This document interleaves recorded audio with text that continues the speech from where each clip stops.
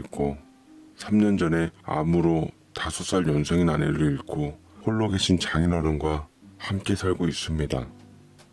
평소 훌륭한 인품으로 존경에 맞이않는 장인어른이었지만 그분께도 인생의 오점은 존재하더군요.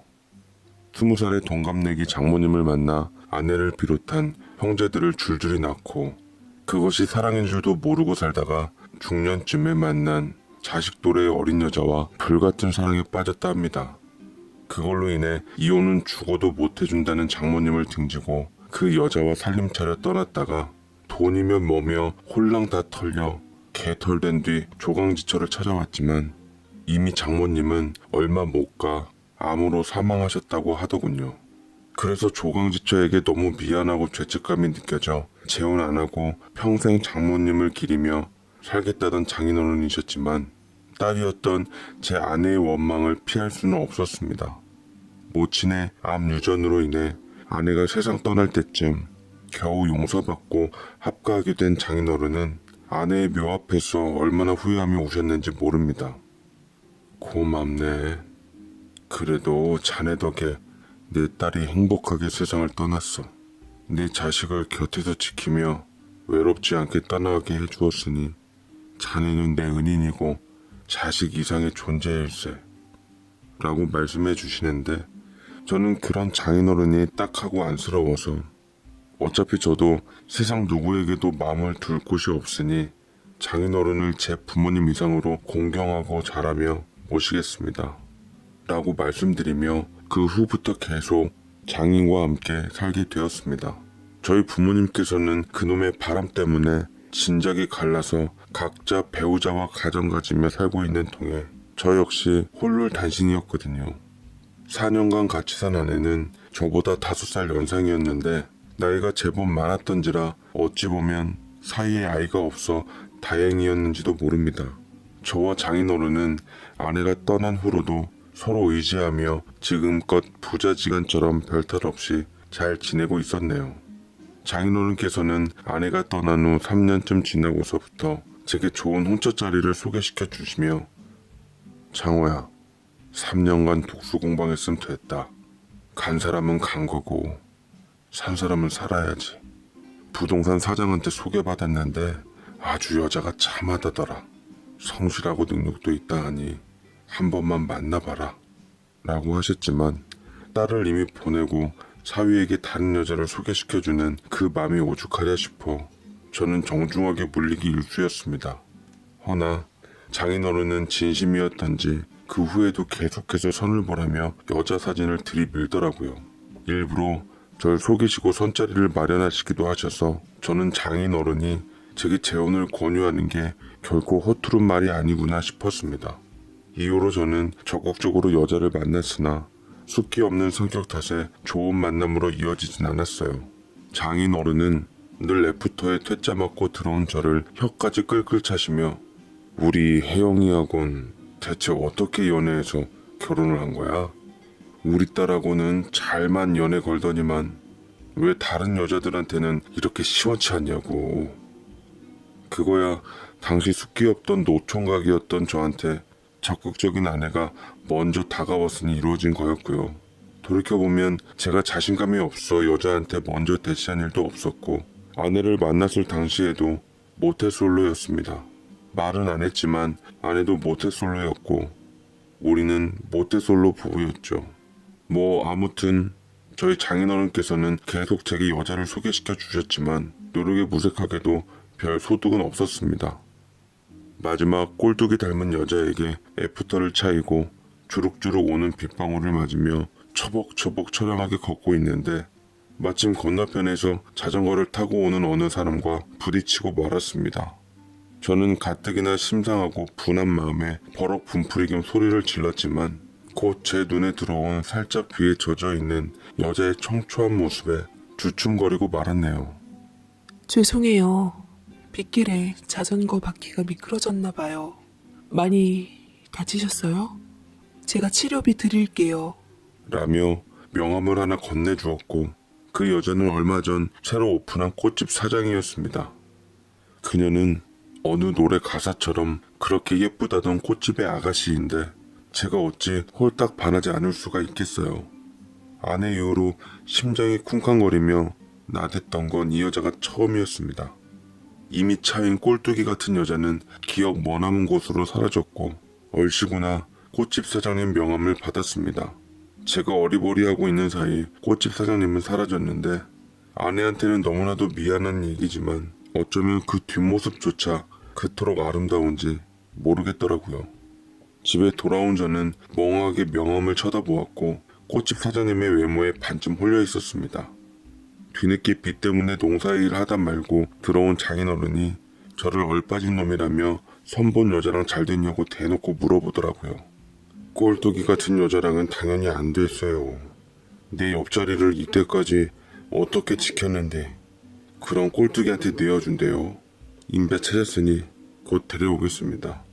떡줄 놈은 생각도 안 하는데 김치국부도 잔뜩 한 사발 들이킨 저는 영문모를 장인어른을 뒤로한 후 방으로 쏙 들어가서 동네 마당발로 유명한 형한테 연락을 해봤습니다.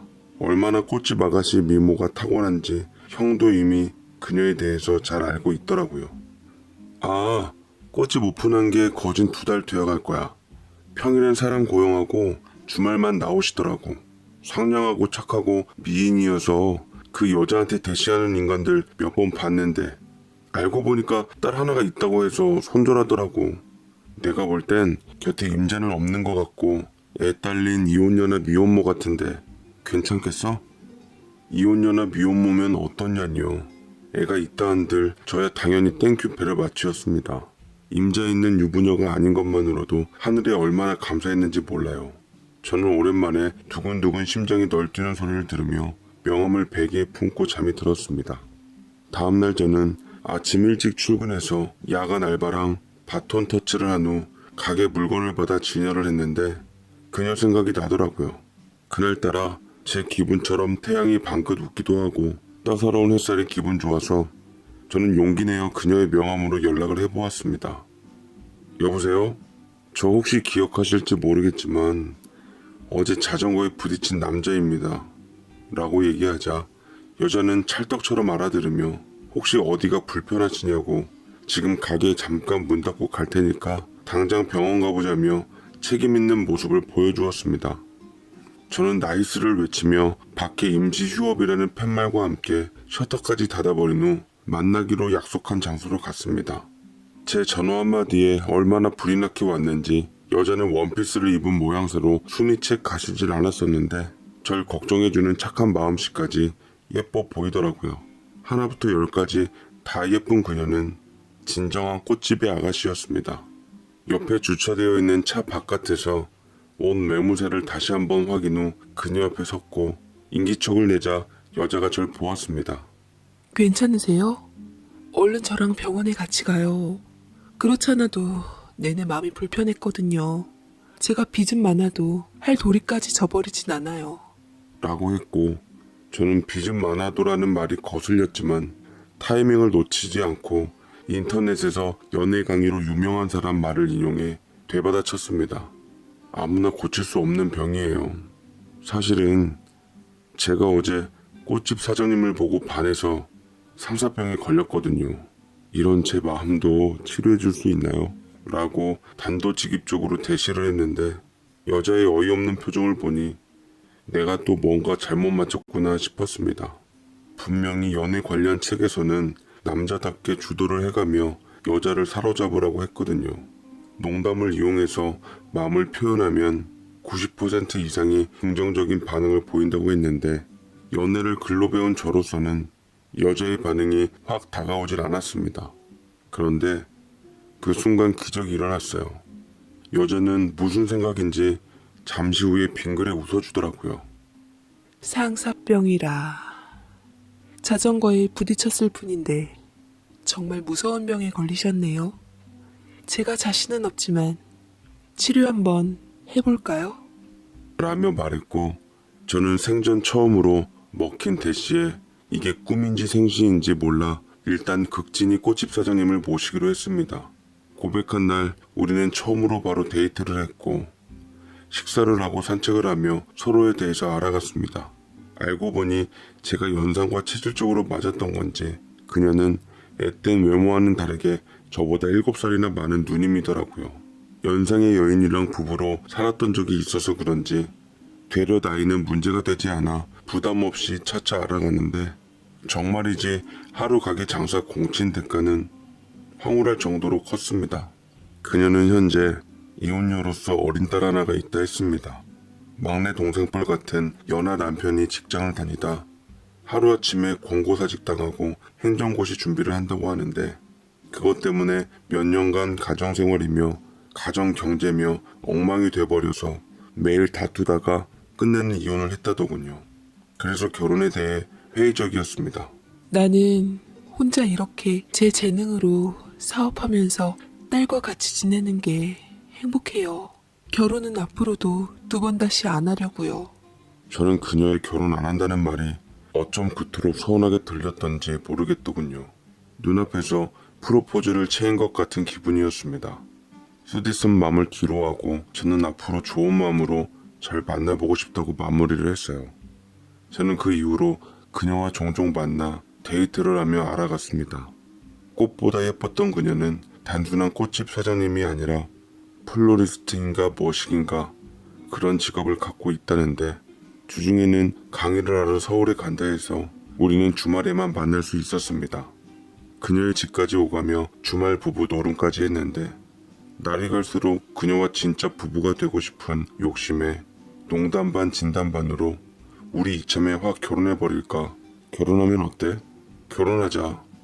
멋없게 졸라대기도 했습니다. 그럴 때마다 그녀는 난감한 웃음으로 대답을 대신했죠. 그녀를 못 만나는 일주일은 애 같아서 다를 지경이었어요. 너무 보고 싶어서 연락을 붙들고 살고 싶었지만 강의 시간 때문에 너무 바빠서 평소에는 신경 쓰기 싫어 전화기를 그냥 꺼놓는다는 그녀의 말에 제 심정을 속으로 꾹꾹 눌러 참을 수밖에 없었습니다. 아이는 서울에 있는 친언니가 맡아준다고 하는데 친언니라는 사람도 개인적으로 사업이 망해 빚이 많아 힘들다고 하더라고요. 그녀가 빚이 많았던 것도 다 친언니를 도우려고 했다가 이자 높은 곳에 돈을 빌려 덤탱이를 쓰게 됐고 그것 때문에 밤낮으로 일하지 않으면 안 된다고 했습니다. 그러던 찰나 그녀가 저를 간만에 만나 울적한 얼굴로 입을 열더라고요. 창호 씨, 나 이제 이곳을 떠나야 할 것 같아요. 얼마 전에 직원한테 들었는데 무서운 사람들이 제 가게를 찾아내서 한바탕 소동을 부렸다고 하더라고요. 아무래도 가게를 내놓고 이자라도 갚은 뒤 시간을 벌어서 피해야 할 것 같아요. 법적으로는 갚지 않아도 된다는데 어디 그 사람들이 법적으로 그렇게 호락호락한 사람이던가요? 아무튼 당분간 나 보기 힘들 거예요. 라고 얘기하자 저는 이상형이 그녀를 놓칠 수가 없었던 찰나 온 마음을 다해 붙잡았습니다. 빚이 얼마예요? 내가 돈 되는 대로 다 갚아줄 테니까 제발 내 곁만 떠나지 마세요. 전 이제 당신 없으면 안 돼요. 라며 그녀의 손을 안 놔주었고 그녀는 처음에는 자기가 무슨 자격으로 염치 없이 제 돈을 받냐며 했지만 곧 태도를 바꿔서 이 은혜 평생 잊지 않겠다며 돈 벌어서 제 돈부터 갚겠다 약속하고는 돈과 함께 제 눈앞에서 연기처럼 사라졌습니다. 떠나지 말라고 준 돈이었는데 10년간 적금 모아놓은 돈 5천만 원을 갖고 가버리니 전 그야말로 사랑에 속고 돈에 우는 신세가 되었습니다. 그녀와 제 사이를 아는 지인들을 비롯한 친구들, 심지어 소문을 들은 제 장인어른까지 저더러 미쳤다고 했습니다. 너 그 여자 안지 얼마나 됐다고 10년간 모은 돈을 홀랑 그렇게 다 줘버렸대? 내 젊을 적 여자한테 미쳐 전 재산 홀랑 날려버린 얘기를 알고서도 그래? 네가 갑부야? 돈 쓸 데가 그렇게 없으면 밥 굶는 사람 적선이나 할 것이지. 하늘에 있는 우리 딸 보기 민망스럽지도 않냐? 참 못났다 못났어. 저놈 장가 보내려다가 아주 명짤바지겠어. 장인어른께선 두 손으로 제 등을 쳐대며 신세한탄을 하셨지만 저는 그래도 제 행동에 후회하지 않았습니다. 설령 그녀가 돈 때문에 절 이용했다 하더라도 제가 준 돈으로 그녀가 행복했으면 됐다고 그땐 바보 등신 모질이처럼 그렇게 생각했습니다. 어쨌거나 내 사랑은 진심이었으니까요. 그렇게 잊기 위해 방황하고 술독에 빠져 살다가 장인어른 보고 다시 일어난 저는 한 여름밤의 꿈이었다 여기며 잊고자 했습니다. 열병에 심하게 앓고 있는 저를 손수 물수건 대가며 간호해 주신 늙은 장인어른께선 위로가 되는 충고를 해주시더라고요. 섭섭하긴 하다만 그래도 자네가 사랑하는 여자니 그만한 가치가 있었겠지. 나도 젊은 적에 다 겪어봐서 그 심정 다 이해해. 마음이 제 뜻대로 움직이는 것도 아니고 오죽했으면 그랬을까 싶기도 하고 너 젊으니 앞으로 돈이야 처신 잘 벌면 될 것이고 앞으로 정신 똑바로 차리면 되니까 좋은 인생 공부했다 치고 훌훌 털고 일어나 라고 하시는데 저는 아버지보다 더 아버지 같던 장인어른 품에 안겨서 꺼이꺼이 울음을 쏟고야 말았습니다. 장인어른 덕에 저는 굳게 맘먹고 훌훌 털고 일어났고 제 일터에서 열심히 일하고 장인어른 농사일까지 도우며 최선을 다해 살았습니다. 몸을 힘들게 움직인 덕에 그녀를 떠올릴 새도 없었고 그렇게 2년간 제 안에서 서서히 자취를 감췄죠. 그런데 어느 날 달이 쳐서 기우는 밤에 그녀에게서 생각지도 못한 연락을 다시 받게 될 줄은 몰랐습니다. 창호 씨, 잘 지냈어요? 나 연지예요. 진작 연락하려 했는데 다 말로 못하지만 창호 씨 없는 동안 내내 나 너무 힘들었어요. 라며 울먹이는 목소리로 제 마음의 문을 두드렸던 이상형의 그녀. 처음에는 어찌할 바를 모르다가 그동안 힘들었던 기억을 돌이켜보며 마음을 굳건히 잡기로 했습니다. 제 차가운 태도가 예상 밖이었는지 그녀는 자신의 얘기를 하며 절 설득하려고 노력하더라고요. 내가 이렇게 살 수 있는 건 창호 씨 덕분이에요. 그때 가게 정리한 돈이랑 창호 씨가 준 돈으로 어떻게 빚 갚게 되어서 겨우 자리는 잡았거든요. 사람이 빚만 없어도 살겠더라고요. 덕분에 돈도 좀 모으고 전 남편이 잘 돼서 내게 양육비조로 보태준 돈으로 조그만 집 한 채 마련했어요. 이곳에서 나도 지난 일 다 잊고 창호 씨랑 새삼 시작하고 싶어요. 라고 얘기를 했는데 한 번 당한 것이 있어서 그런가 사랑보다는 의심이 앞섰습니다. 그토록 결혼에 대해 회의적이었던 그녀가 2년 만에 결혼 운운하며 연락하는 게 수상하더라고요. 2년이란 시간이 지나서 그런가 부단한 노력 끝에 간신히 맘 잡아서 그런가 감정이 예전만큼 절절하진 않은 탓에 또다시 홀리진 않았습니다. 그것 또한 10여 년간 안 입고 못 먹고 모은 비싼 돈을 대가로 아낌없이 다 내어줄 정도로 후회 없이 사랑을 쏟았기 때문이라고 생각했습니다. 이런 제 맘도 모르고 그녀는 가끔 전화로서 절 현혹시켜 마음을 들었다 놨다 하려고 했었고 아니나 다를세라 돈이 목적이 맞는 건지 몇 번이나 제게 아프다는 핑계로 때론 생활비가 없다는 핑계를 대며 크고 작은 돈 요구를 했지만 순순히 들어주지 않았습니다. 뿐만 아니라 정땡 그녀의 노골적인 돈 요구가 부담스러워 일부러 피하기도 했죠. 하도 제가 피해 다니자 그 여자가 약이 올랐던지 얼마 못 있어 비로소 제 눈앞에 모습을 드러냈습니다. 창호 씨, 왜 제 연락 안 받아요? 내가 그렇게 우스워요? 좋다 그럴 땐 언제고 나한테 왜 그러는데요? 어디서 호랑이 담배 피던 시절을 거들먹거려요. 2년이나 지났는데 지금은 별 감정 없어요. 돈도 다 내줬잖아요. 뜯어먹힐 돈 없으니까 다른 사람 알아봐요. 더 이상 그 돈에 대해서 당신한테 추궁하지도 않을 거고 당신으로 인해서 행복하고 사랑한 값이라고 칠 테니까 그냥 당신이 좋은 사람 만나서 행복했으면 좋겠어요. 뜯어먹힐 돈이라뇨. 지금 내게 돈 보고 당신한테 접근했다고 생각하는 거예요? 정말 실망이에요. 나는 뒤늦게 당신의 사랑이 얼마나 희생적이고 대단한지 알게 됐는데 그래서 그렇게 결혼에 대해 부정적이었던 내가 당신과 함께 행복한 미래를 함께하는 꿈을